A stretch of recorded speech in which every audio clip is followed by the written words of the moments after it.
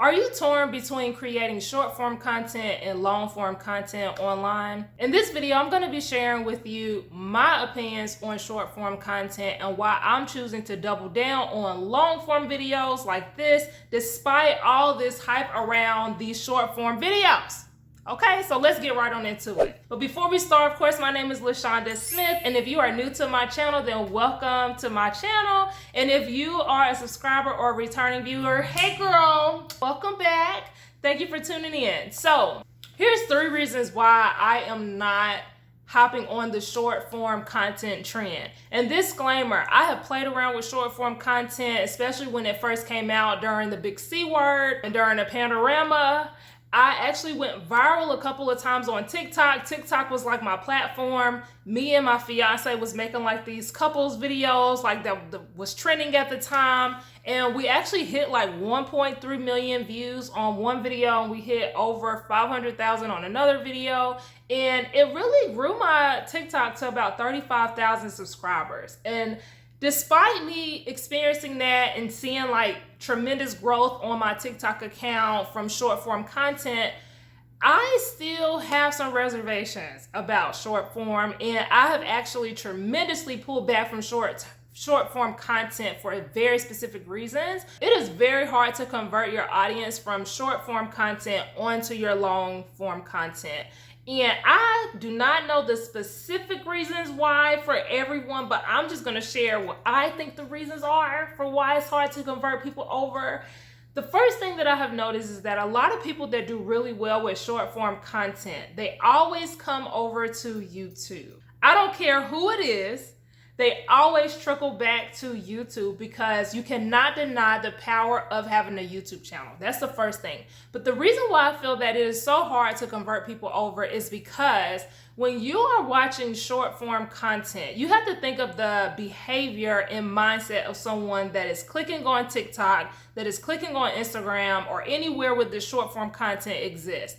First of all, you're probably looking at the short form content for entertainment. Like you're either bored, you just got off work, or you got a little bit of free time and you just kind of want to step outside of the world and just look at some junk food, as I call it, junk food content. That's how I call it.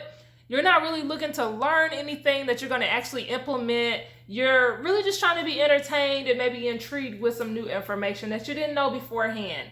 And so you come across all of these creators in a spare of 10 seconds or a few minutes or even hours if you're on TikTok, because I'll be on TikTok for some hours and I know how the hours passed. But you don't really have the behavior of, oh, I really like this creator, let me hop over to their YouTube channel, right? Because they have pulled your interest in their short form content. And a lot of people that do really well with short form content, they don't really do well in long form content, and vice versa. So I feel that you have to think about your long-term goals. I had to think about my long-term goals, and short form content was not going to help me hit my long-term goals when it came to how I create my content, how I build my community, and things like that. I just felt that it was going to be a lot more work trying to implement short form versus doing the long form, which is what everybody comes back to anyway. And to not use my own opinion on this, I have actually seen stats from different big creators, specifically on YouTube, like Think Media specifically. They're really big in the content creator space. And I saw a video of theirs and they were mentioning how, although they're getting a lot of people and viewers watching their short form content, almost none of them are transitioning over to watching their long form content. And then vice versa, people who are watching their long form content,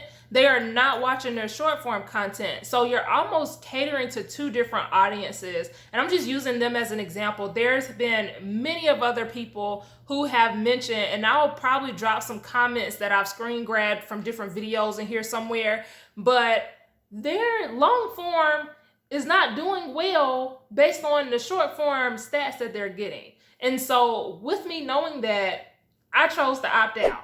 The second reason why I'm not hopping on the short form train is because I don't really enjoy creating short form content. And it's crazy because I hear so many other people, like, they really enjoy that simplicity of creating short form content. And for me, I feel that everyone has their thing. Like, some people are really good with podcasting. Some people are really good with creating blog posts. Some people are really good with creating YouTube videos. And some people are really good with creating TikToks, Reels, and YouTube Shorts. I feel that sometimes at the beginning stages of growing your platforms, it's good to stay in your lane. And the short form is not my lane. Okay, I can do it, but I'm going to dread the process of doing it. I'm not going to enjoy it. And I just don't enjoy creating the content. And so another reason why I don't really enjoy creating short form content is because I find that if I was to create it, it would either be more talking head content. And I already talk to y'all a lot. I feel like I have my podcast. I talk to y'all on there. And then I have my YouTube channel, this channel, I talk to y'all on here. And then if you follow my couples YouTube channel with me and my fiance, I talk to y'all on there. And like, do y'all really need me to talk to y'all in short form too?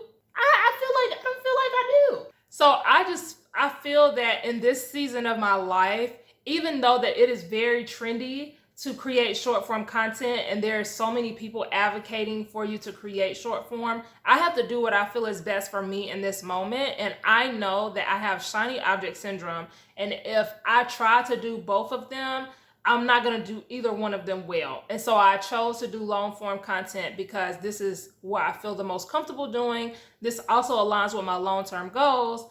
And eventually when I have help in my business, like a VA or something where I can like delegate certain tasks to, then I will entertain doing short form content again. But right now I ain't trying to do it. And then that brings me to my last reason, and that I just don't see the ROI. I don't see the return of investment of time. Don't get me wrong, you can go viral with short form content. I've gone viral with short form content. You can get a lot of views with, creating TikToks and Reels and YouTube Shorts. The attention and audience is there. So I am not denying that fact. Like, you can really grow your platforms with creating short form content. So let's just throw that out there. But you also have to be mindful of what kind of community you're interested in growing. You also have to be mindful of how is this affecting your current platform. So specifically for YouTube, with YouTube Shorts specifically, they have not found a way to get the audiences to cross-pollinate across platform or across content. So people are gaining thousands of subscribers from creating short form content, and then they're trying to get them over to their long form content. Although they're getting tens of thousands of views on their shorts, they're only getting like 200 views on their long form content. And so now you have, let's say for example, 10,000 subscribers, but your long form videos only have 200 views. And for me, that unbalance of metrics makes me feel uncomfortable as a content creator. And I don't want to, in other words, I don't want to tank my channel metrics because I decided to hop on YouTube Shorts specifically, because it's kind of different with Instagram. But same thing with TikTok. TikTok, I had 35,000 followers as a result of me going viral 2 times. And my views on my other videos was still randomly at 100 here and there, 100 views here and there. You might get 1,000. You might look around and get 5. But it was so unbalanced. It's like, you would think if you have 35,000 followers on TikTok that you would have an average of at least like 5,000 to 10,000 views per video, right? But the short form content is just, every piece of content is a standalone piece of content, and it may do well and it may not do well. And the best way to put into terms how I feel about content for short form specifically is a lottery system.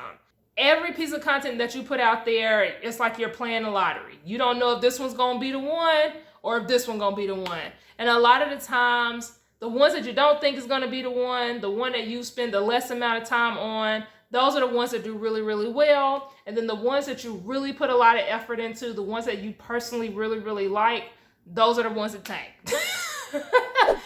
And then the last thing I want to mention before I hop off is the lifespan, I feel, is not really long for short form, at least not yet. When I think about long form content like podcast videos or, audio for podcasts, or even just standard YouTube videos like this video right here, I'm recording this today, but people can be watching this 3 to 5 years from now. You can, and if you are, for some reason, if you are watching this video and this video is over a year old, put in the comment section that you are watching this and when you're watching this. And that's the power behind long form content. It's an evergreen type of content, and you create it today and then it can blow up years from now. It can just continue to do well for years and years to come, versus that YouTube short or TikTok or reel that you spend all that time creating, and it's almost like a hamster wheel that you have to stay on to stay relevant in that category or in that platform, because if you stop creating them, then your platform is going to tank in metrics because it doesn't have that evergreen lifespan like a YouTube video does. So I'm gonna stop rambling, y'all. That's just my thoughts. That's why I'm choosing to go or double down on long form content. I feel like the ROI is a lot better when it comes to pursuing YouTube versus just pursuing short form content right now. I'm not saying that I'm never going to create short form content, but I am saying that right now I'm not focusing on it. So what are your thoughts on this topic? Because I feel that it's starting to become a little controversial. Because every time I post about this, I feel that I step on a few toes when I post it on Facebook, my opinion about short form content. So let me know your thoughts on short form, and is that something that you are implementing in your business? But until next time, I'll see you guys. Bye.